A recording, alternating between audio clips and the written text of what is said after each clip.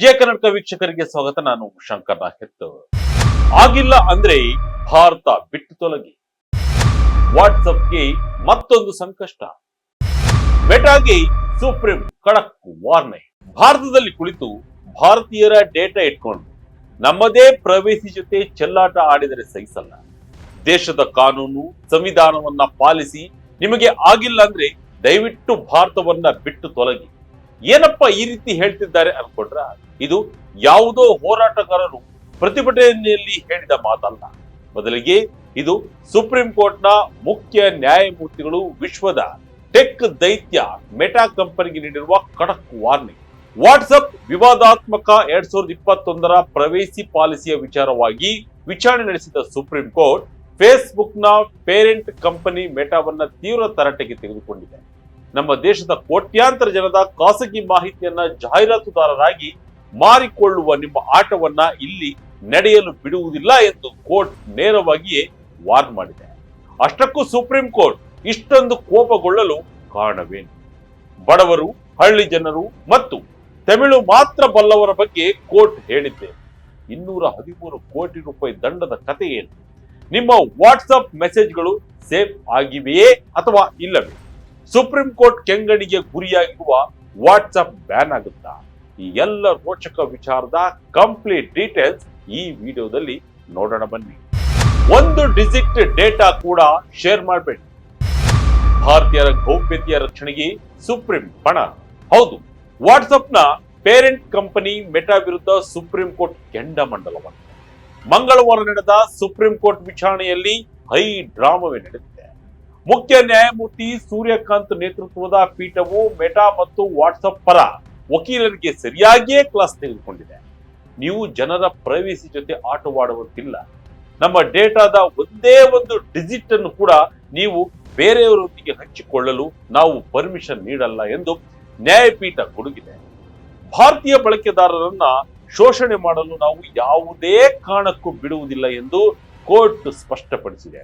ಇದು ವಾಟ್ಸಪ್ನ 2021ರ ಪ್ರವೇಶಿ ಪಾಲಿಸಿಯ ವಿಚಾರವಾಗಿ ನಡೆದ ವಿಚಾರಣೆಯಾಗಿದ್ದು, ಈ ಪಾಲಿಸಿಯ ಮೂಲಕ ವಾಟ್ಸಪ್ ತನ್ನ ಬಳಕೆದಾರರ ಮಾಹಿತಿಯನ್ನ ತನ್ನ ಮಾತೃ ಸಂಸ್ಥೆ ಮೆಟಾ ಜೊತೆ ಹಂಚಿಕೊಳ್ಳಲು ಮುಂದಾಗಿದೆ. ಇದರ ವಿರುದ್ಧ ಕಾಂಪಿಟೇಷನ್ ಕಮಿಷನ್ ಆಫ್ ಇಂಡಿಯಾ ಬರೋಬ್ಬರಿ 213 ಕೋಟಿ ರೂಪಾಯಿ ದಂಡವನ್ನ ಮೆಟಾಗೆ ವಿಧಿಸಿತ್ತು. ಈ ದಂಡದ ವಿಚಾರವಾಗಿಯೇ ಈಗ ಸುಪ್ರೀಂ ಅಂಗಳದಲ್ಲಿ ಕಾದಾಟ ಜೋರಾಗಿದೆ. ಕಾನೂನು ಪಾಲಿಸಿ ಇಲ್ಲ, ಜಾಗ ಖಾಲಿ ಮಾಡಿ. ಸರ್ಕಾರದಿಂದಲೂ ಮೆಟಾಗೆ ಬಿಸಿ ಮುಟ್ಟಿಸಿದ ವಾದ. ಇನ್ನು ಕೋರ್ಟ್ನಲ್ಲಿ ಸರ್ಕಾರದ ಪರವಾಗಿ ಹಾಜರಿದ್ದ ಸಾಲಿಸಿಟರ್ ಜನರಲ್ ತುಷಾರ್ ಮೆಹ್ತಾ ಅವರು ಮೆಟಾ ಕಂಪನಿಯ ಈ ನಡೆಯನ್ನ ಶೋಷಣಾತ್ಮಕ ಎಂದು ವಾದಿಸಿದರು. ವಾಣಿಜ್ಯ ಲಾಭಕ್ಕಾಗಿ, ಅಂದ್ರೆ ಜಾಹೀರಾತುಗಳನ್ನ ತೋರಿಸುವುದಕ್ಕಾಗಿ ಬಳಕೆದಾರರ ಡೇಟಾವನ್ನ ಹಂಚಿಕೊಳ್ಳುವ ಇವರ ಪಾಲಿಸಿ ಒಪ್ಪುವಂತದ್ದಲ್ಲ ಎಂದು ಹೇಳಿದರು. ಈ ವಾದಕ್ಕೆ ದನಿಗೂಡಿಸಿದ ಮುಖ್ಯ ನ್ಯಾಯಮೂರ್ತಿಗಳು ಮೆಟಾ ಕಂಪನಿಗೆ ನೇರವಾಗಿಯೇ ಎಚ್ಚರಿಕೆ ನೀಡಿದರು. ನಮ್ಮ ಸಂವಿಧಾನವನ್ನ ಪಾಲಿಸಲು ನಿಮಗೆ ಸಾಧ್ಯವಿಲ್ಲ ಎಂದಾದರೆ ಭಾರತವನ್ನ ಬಿಟ್ಟು ಹೋಗಿ. ನಮ್ಮ ನಾಗರಿಕರ ಗೌಪ್ಯತೆಯ ವಿಚಾರದಲ್ಲಿ ರಾಜಿಯಾಗಲು ನಾವು ಬಿಡುವುದಿಲ್ಲ ಎಂದು ಖಡಕ್ ಆಗಿ ಹೇಳಿದರು.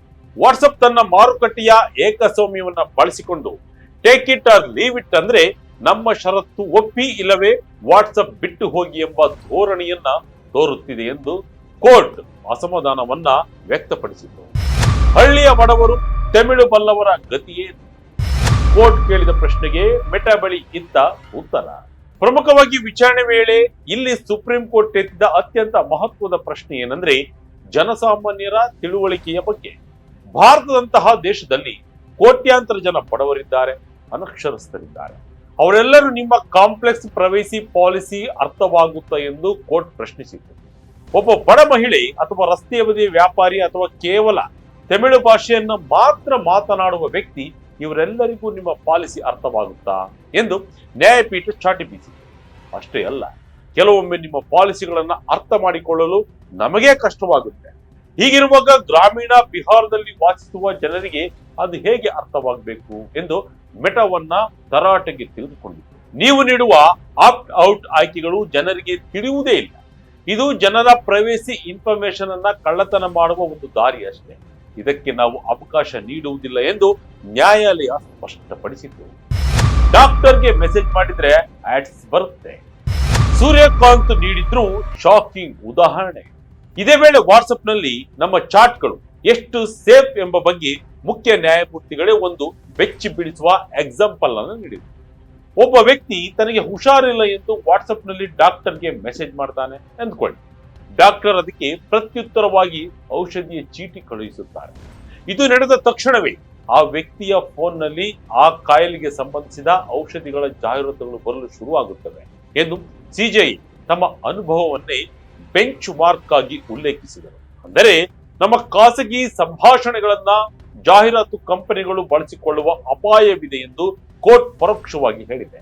ಇದಕ್ಕೆ ಉತ್ತರಿಸಿದ ಮೆಟಾ ಪರ ವಕೀಲರಾದ ಮುಕುಲ್ ರೋಹಟಗಿ ಮತ್ತು ಅಖಿಲ್ ಸಿಬಲ್, ವಾಟ್ಸ್ಆಪ್ ನಲ್ಲಿ ಎಲ್ಲಾ ಮೆಸೇಜ್ಗಳು ಎಂಡ್ ಟು ಎಂಡ್ ಎನ್ಕ್ರಿಪ್ಟ್ ಆಗಿರುತ್ತವೆ. ಆದರೆ ಸ್ವತಃ ಕಂಪನಿಯವರೇ ಆದ ನಮಗೂ ಕೂಡ ಆ ಮೆಸೇಜ್ಗಳಲ್ಲಿ ಏನಿದೆ ಎಂದು ನೋಡಲು ಸಾಧ್ಯವಿಲ್ಲ ಎಂದು ಸಮರ್ಥಿಸಿಕೊಂಡರು. 213 ಕೋಟಿ ದಂಡದ ಅಸಲಿ ಕಥೆಯೇನು? ಅವತ್ತು ವಾಟ್ಸ್ಆಪ್ ಮಾಡಿದ ತಪ್ಪೇನು? ಈಗ 213 ಕೋಟಿ ರೂಪಾಯಿ ದಂಡದ ವಿಚಾರಕ್ಕೆ ಬರೋಣ. ನವೆಂಬರ್ 2024ರಲ್ಲಿ ಕಾಂಪಿಟೇಷನ್ ಕಮಿಷನ್ ಆಫ್ ಇಂಡಿಯಾ ವಾಟ್ಸ್ಆಪ್ಗೆ 213.14 ಕೋಟಿ ರೂಪಾಯಿ ದಂಡ ವಿಧಿಸಿತ್ತು.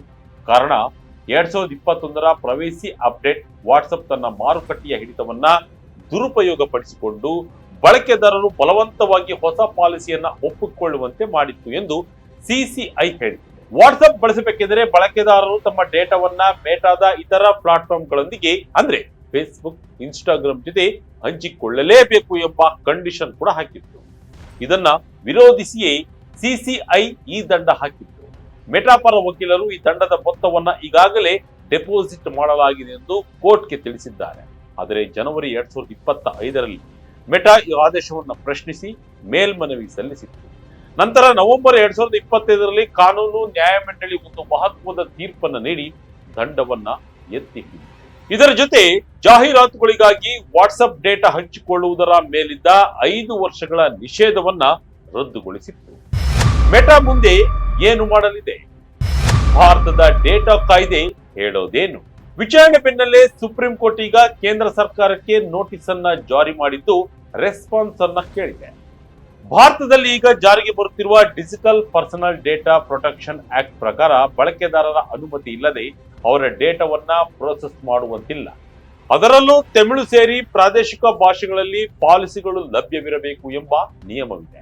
2021ರ ಪಾಲಿಸಿಯಲ್ಲಿ ಒಪ್ಪಿಕೊಳ್ಳಿ ಅಥವಾ ತೊಲಗಿ ಎಂಬ ಷರತ್ತು ಹಾಕಿರುವುದೇ ಈಗ ವಾಟ್ಸ್ಆಪ್ಗೆ ಮುಳುವಾಗಿದೆ. ಸದ್ಯ ಸುಪ್ರೀಂ ಕೋರ್ಟ್ ಈ ಪ್ರಕರಣದ ಮುಂದಿನ ವಿಚಾರಣೆಯಲ್ಲಿ ಮಧ್ಯಂತರ ನಿರ್ದೇಶನಗಳನ್ನ ನೀಡಲಿದೆ. ಖಾಸಗೀಕರಣದ ನಿಯಮಗಳನ್ನ ಉಲ್ಲಂಘಿಸಿರುವ ವಾಟ್ಸ್ಆಪ್ ವಿರುದ್ಧ ಸುಪ್ರೀಂ ಕೋರ್ಟ್ ಕಠಿಣ ಕ್ರಮಗಳನ್ನ ಕೈಗೊಳ್ಳುತ್ತಾ ವಾಟ್ಸ್ಆಪ್ ಬ್ಯಾನ್ ಆಗುತ್ತೆ ಎಂಬ ಪ್ರಶ್ನೆಗಳು ಈಗ ಹುಟ್ಟಿಕೊಂಡಿವೆ. ಒಟ್ಟಿನಲ್ಲಿ ಭಾರತ ಎಂಬುದು ಕೇವಲ ಮಾರ್ಕೆಟ್ ಅಲ್ಲ, ಇದೊಂದು ಸಾರ್ವಭೌಮ ರಾಷ್ಟ್ರ ಎಂಬುದನ್ನ ಸುಪ್ರೀಂ ಕೋರ್ಟ್ ಮೆಟಾಗೆ ನೆನಪಿಸಿದೆ. ಹಳ್ಳಿಯ ಬಡವನಿಗೆ ಅರ್ಥವಾಗದ ಪಾಲಿಸಿಗಳನ್ನ ತಂದು ಅವರ ಡೇಟಾವನ್ನ ಕದ್ದು ವ್ಯಾಪಾರ ಮಾಡುವುದನ್ನ ಸಹಿಸಲ್ಲ ಎಂಬ ವಾರ್ನಿಂಗ್ ಮೆಸೇಜ್ ಅನ್ನ ಸರ್ವೋಚ್ಚ ನ್ಯಾಯಾಲಯ ಕ್ಲಿಯರ್ ಆಗಿ ರವಾನಿಸಿದೆ. ಮುಂದಿನ ದಿನಗಳಲ್ಲಿ ವಾಟ್ಸ್ಆಪ್ ತನ್ನ ಪಾಲಿಸಿಯನ್ನ ಬದಲಿಸುತ್ತಾ ಅಥವಾ ಸುಪ್ರೀಂ ಕೋರ್ಟ್ ಇನ್ನಷ್ಟು ಕಠಿಣ ಕ್ರಮ ಕೈಗೊಳ್ಳುತ್ತೆ ಎಂಬುದನ್ನ ಕಾದು ನೋಡಬೇಕಿದೆ. ಇದಾಗಿತ್ತು ಈ ಕ್ಷಣದ ಇಂಟ್ರೆಸ್ಟಿಂಗ್ ಸ್ಟೋರಿ. ಇದೇ ರೀತಿಯ ಸ್ಟೋರಿಗಾಗಿ Vijaya Karnataka website, YouTube page, Facebook page follow ಮಾಡ್ತಾ ಇರಿ. ಧನ್ಯವಾದ.